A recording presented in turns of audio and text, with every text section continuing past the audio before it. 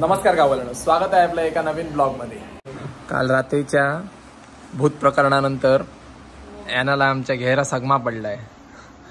सिम्बाला happy birthday काय करतोय, लंडनला काय पाठवतोय आणि काय करतोय, त्याच्या तिकडे कुठेतरी GPS लावायचं म्हणतोय, कुठे तो सांगत नाही, कुठेतरी GPS लावायचं आहे त्याला।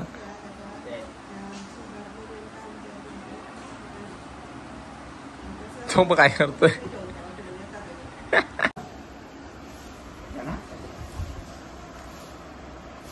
कुठे लावतो कॅमेरा?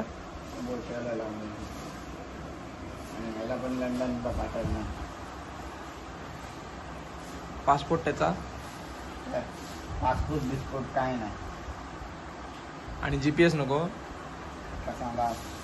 कसाला त्याच्या GPS लाव त्याच्या तिकडे।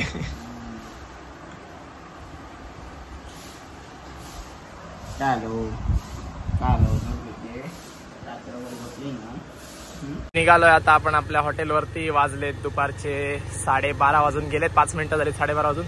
हॉटेलवरती जायचं आहे सगळ्यात पहिलं आणि हॉटेलवरची कामं करूया आणि त्यानंतर बघूया आज दिवसात पुढे कसं काय करायचं आहे ते।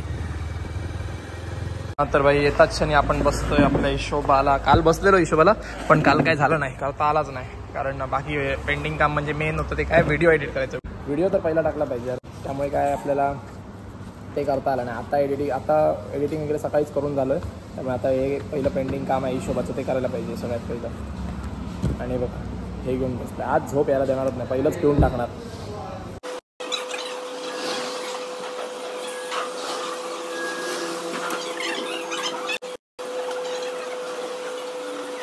गाडीचा एकदम अँटिक पीस बघा। आता ही गाडी आमची अँटिक पीस झालेली आहे। सीटला भोकं बघा कशी पडली आहे ती। हे आमचे कुक लोक आहेत ना, अशीच करतात, गाड्यांचा सत्यानाश करतात। आता हे बघा गाडीची चावी हरवली आहे त्यांनी, आणि हे लॉक पण टाकून ठेवले, त्यामुळे दुसरी चावी पण घालू शकत नाही आणि दुसरा लॉक बदलल्याशिवाय पर्याय पण नाही। तर आता यांनी वायरवरती कनेक्शन करून घेतलंय बघा।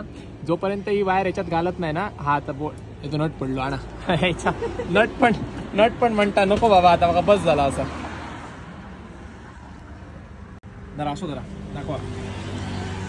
तर हा बघा असा हा नट ह्याच्यात अडकवून ही वायर अशी करून ह्याच्यात घातल्यानंतरच चालू होते गाडी बघा। आता ह्याच्यात घातला ना नट, हा नट जेव्हा ह्याच्यात वायरमध्ये घातला तेव्हाच चालू होणार बघा। झाली बघा चालू, घ्या फक्त बंद करू नका थैसर। आता बंद केलात तर थैसरच राहू, त्याला फोन करू नका बंद केलात तर मग चालू। रवी काकांची मजा येतली जेव्हा जातली थैसर आणि गाडी बंद पडतली तेव्हा। नवीन घेतलेली शोरूम मधून, तरी त्याचा हाल बघा काय केला। एक कुक जेव्हा आपले नेपाळी कुक आहेत ना, ते गाडी टाकणार वगैरे, तशी तरी गाडी नवीनच घेतलेली, पण त्याचा सत्यानाश करून टाकला नाही आमच्या नेपाळ्यांनी। तर काय करणार, पर्याय काय नाही, त्यांना चालवायला तर द्यावी लागते सामान आणायचं असलं की। आजचं जेवण एकदम खास आहे, कारण आपल्याजवळ नवीन माशांचे डिश सुरू झालेत वेगवेगळे, त्यामुळे खास पप्पांनी समोरून जेवण पाठवलंय। आणि पावसाचा थोडा आवाज इग्नोर करा। हे आहेत प्रॉन्स गोल्डन फ्राय, जे की आपल्या कारगिलमध्ये सुरू झालेत, आणि मी तुम्हाला याचा ऑनेस्ट रिव्ह्यू देणार आहेत कसे लागत आहेत त्याचा, काही चिटिंग करणार नाहीये।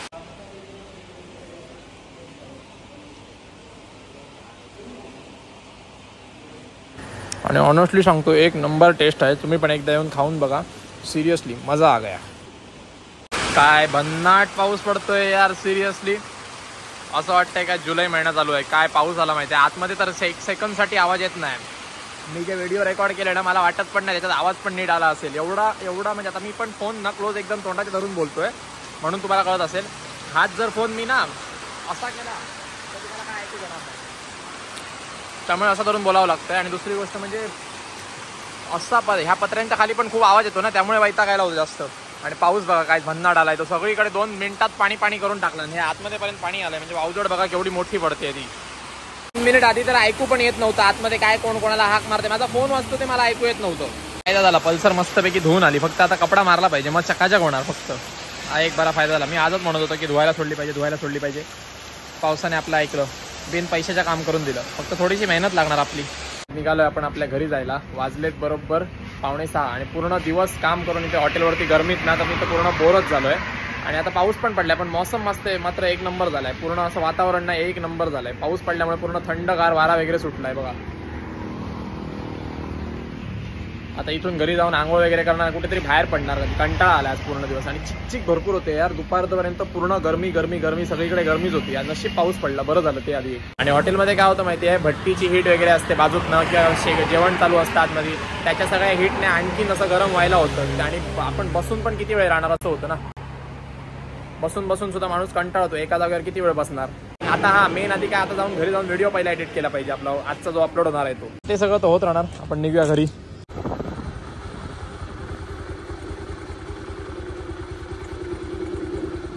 तर आता सगळ्यांना माहिती आहे की चतुर्थी जवळ आली आणि ह्या गोष्टीशिवाय चतुर्थी अधुरी आहे. ती कोणती गोष्ट ती तुम्हाला दाखवतो चला, जी आपल्या घरात बनते आणि तुमच्याही घरात बनत असेल. ही गोष्ट सगळ्यात जबरदस्त आहे, तुम्हाला दाखवतो. त्याचं प्रिपरेशन होतं आपल्याजवळ आणि ती गोष्ट बनणार आहे आता 1-2 दिवसातच. तर ती गोष्ट काय आहे आणि कोणती आहे ती. हा कचरा इग्नोर करा, इकडनं आपल्याला वरती जायचंय. वेलची भाजली आहे, इकडे गुळ किसून ठेवलं, इकडे खोबरा कातून आणि मस्तपैकी भाजून वगैरे ठेवलं आणि इकडे हे तीळ आहेत. म्हणजे तुम्ही समजला असणारच काय बनतंय ते. करंजा, टेस्टी टेस्टी करंजा बनणार. आणि तुम्ही पण करंजांची तयारी केलात की नाही ते मला कमेंट करून नक्की सांगा. आणि बघा आपल्याजवळ तर प्रिपरेशन सुरू झालेलं आहे ऑलरेडी. आता टेस्टी करंजा खायची आपले फक्त जवळ आलेले आहेत दिवस. गणपतीत तर प्रत्येकाला करंजा हवेच असतं, आम्हाला तर करंजाशिवाय जमतच नाही. 3 डबे भरून आई करंजा करणार आहेत, म्हणजे जो कोण येईल त्याला प्रत्येकाला करंजा. तर आता आई आपल्याला सांगणार आहे काय मापाने बनवते करंजा ते आणि किती डबे बनवते ते. मी सांगितले 2-3 ते कमीच आहेत. आता आई सांगते बघा. हा सांग. 5 किलो चणे, 4 किलो गूळ, वेलची 100 ग्रॅम आणि माझ्याकडे होती 250 ग्रॅम ती, आणि जायफळ 1-1.5. हे सगळं हे करून चणे भाजून ते भरडून गिरणीपासून लावून आणायचे. गूळ वगैरे बारीक करायचा, खोबरं किसून गुडगुडी काहीतरी 7 गुडगुडी किसली, खोबरा भाजल्याच्या नंतर सगळं मिश्रण मिक्सरात लावलं आणि लावल्याच्या नंतर तर मग असं परत एका टोपा मोठ्या हे करून हे केलं सारखं. आणि त्याच्यामध्ये तीळ टाकले, वेलची टाकली, सगळं ते मिश्रण झाल्याच्या नंतर ते डबा असं 1 दिवस टोपात दादरा बांधून ठेवायचं. आणि दुसरे दिवस नंतर तर ते सगळं हे असतं मिश्रण असतं ते प्रत्येक डब्यात भरायचं. जवळजवळ मी 5 ते 6 डबे करंजे जातात. टोटल करंजे किती येतात? टोटल तसे बघू 500 होतात, 500-600. तेच करंजे आपण दिवाळी वापरतो का दुसरे बनवतो? तेच करंजे रवले तर नाही तर दिवाळीत बनवतो आम्ही. आणि ह्या घेतो ना आपण बाहेरसून पदार्थ घेतो ना. तर बघा तुम्ही ऐकलात, मी तर 2-3 सांगितले. त्या आईने 5 डबे करंजे सांगितले. 500 करंजे म्हणजे किती ते विचार करा. आणि आपल्याजवळ माणसं पण तेवढीच येतात चतुर्थीला, त्यामुळे आपल्याजवळ तेवढ्या करंजे तर राहतच नाही. हा एक 5-10 किंवा 15 एक राहिल्या याला तर चतुर्थी नंतर 2-3 दिवस खायला भेटतात तेवढ्याच, नंतर राहत नाहीत असं. आणि ह्यावेळी तुम्हाला चतुर्थी आपल्याजवळ का सण साजरा करतो ते पण बघायला भेटणार आहे. तर आता मी तुम्हाला फक्त करंजाचं सांगितलं की, आणि मला पण करंजा खूप आवडतात आणि आई करते ते तुम्हाला खूपच आवडतात. अजून दरवाजा बंद करून घे. Simba bye. चला बाय. तुम्हाला दाखवतो काल जी स्टोरी सांगत होता आहे ना त्या बंगल्याची. हा बघा तो बंगला ज्याची स्टोरी आहे ना सांगत होता. दिसला की नाही माहिती नाही बंगला तुम्हाला, पण नसेल दिसला तर स्वतः दाखवतो तुम्हाला. आणि ज्या बंगल्यावरती यांना भूत दाखवून दिसलं तो बंगला.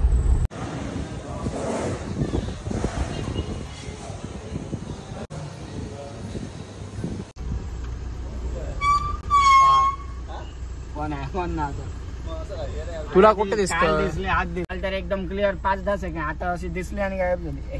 डोळ्यावर मानू नको. त्या 2 ह्याच्यामध्येच दिसते. आता एवढी दिसली ना, आता जाता बघितला ना तर अचानक इथे उभी होती. तू जातो घरी बंद. तर आता आपण निघालो आपल्या घरी जायला हॉटेलवरून. हॉटेल तर बंद होईल आता पुढे. गिरायक तर झाली आहेत, 1:45 वाजत आले ऑलमोस्ट.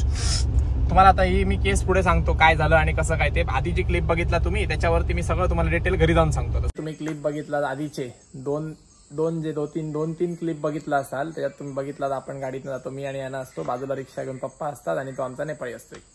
आणि आपण बरोबर त्याच बंगल्याच्या समोर थांबतो. तुम्हाला दाखवलाय, क्लिप पण दाखवला त्या बंगल्याची, जिथे यानाला परत आजही सेम यानासोबत तसंच झालं की यानाला आज परत तिथे कोणतरी असं पोरगी दिसली. ती पण सफेद ड्रेसमध्ये जाणारी. ओके, सफेद फ्रॉकमध्ये.